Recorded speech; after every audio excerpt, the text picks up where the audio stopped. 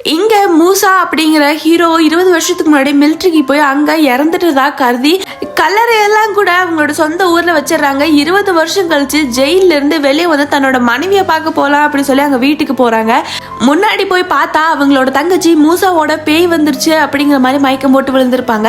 அதுக்கப்புறம் தான் அவருக்கு தெரியுது உண்மையான மூசான தான் வந்திருக்காங்க அப்படின்னு சொல்லிட்டு 20 வருஷம் கழிச்சு மூசா இப்பதான் தன்னோட மனைவியை பார்க்கறா. பார்த்ததும் அவனுக்கு பயங்கரமா ஷாக் ஆயிருது. 20 வருஷம் ஆனாலும் அழகும் இளமையும் இன்னும் குறையல அப்படிங்கிற மாதிரி பேசிட்டு இருக்கப்பதான் அம்மா அப்படின்னு சொல்லிட்டு கீழே இருந்து ஒரு குட்டி பையன் ஓடி வரான்.